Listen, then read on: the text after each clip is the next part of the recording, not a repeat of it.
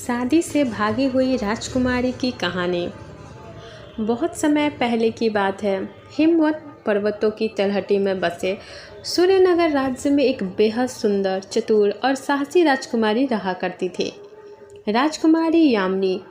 उसकी सुंदरता की मिसाल पूरे राज्य में दी जाती थी, लेकिन उससे भी अधिक सराही जाती थी उसकी बुद्धिमत्ता और स्वतंत्र सोच। राजकुमारी यामिनी शास्त्रों में पारंगत थी, घुड़सवारी में निपुण और तलवारबाजी में निडर।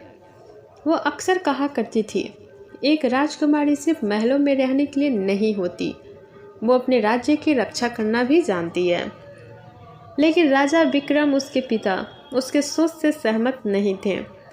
उनके लिए राजकुमारियों की भूमिका सिर्फ राजनीतिक गठबंधन करने की थी। यामिनी के विवाह की उम्र होते ही उन्होंने उसका रिश्ता पास के राज्य कंचनगढ़ के राजकुमार से तय कर दिया।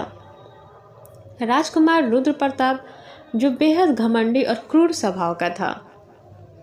यामिनी ने जब यह समाचार सुना तो उसकी आंखों में आंसू नहीं बल्कि आग थी। उसने पिता से कहा, मैं कोई सौदा नहीं हूँ जो आप अपनी सत्ता बचाने के लिए किसी को सौंप दें। मैं ये विवाह नहीं करूँगी। राजा विक्रम ने गुस्से में महल के दरवाजे बंद करवा दिए। यामिनी को उसकी सहेलियों से अलग कर दिया गया और पहरेदारों की संख्या बढ़ा दी गई। शादी के दिन नज़दीक आते जा रहे थे और यामिनी की बेचैनी भी। शादी से 2 दिन पहले एक चांदनी रात में यामिनी ने अपना फैसला किया, वो भाग जाएगी।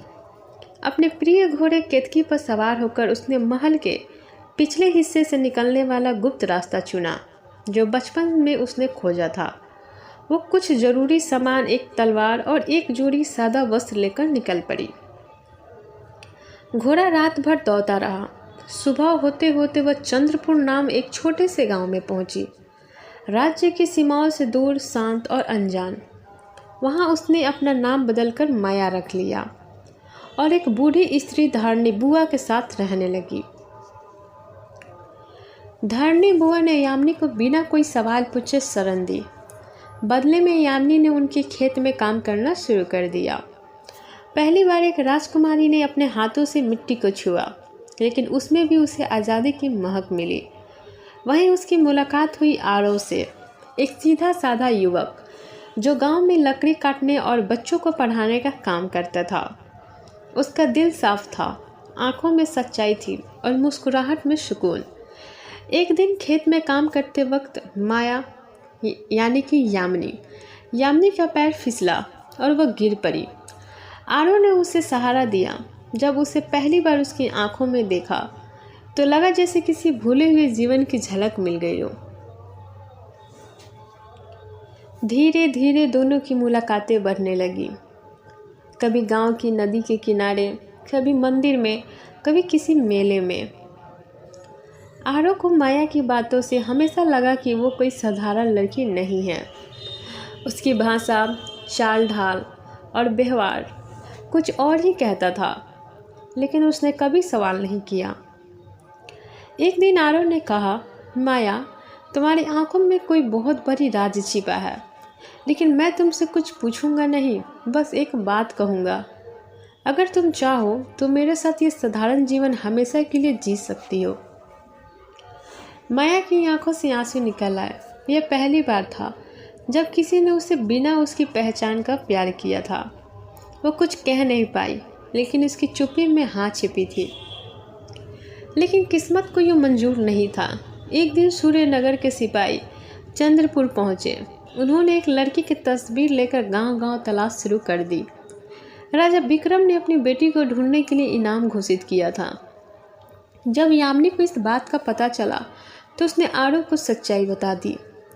मैं राजकुमारी यामिनी हूँ, जो अपने जबरन विवाह से भागी थी। मुझे अब वापस ले जाने की कोशिश की जा रही है। आरो एक पल के लिए चौंका, लेकिन फिर मुस्कुराया। तुमने अपनी आज़ादी के लिए जो किया वो साहस है। मैं तुम्हारे साथ हूँ, चाहे जो भी हो।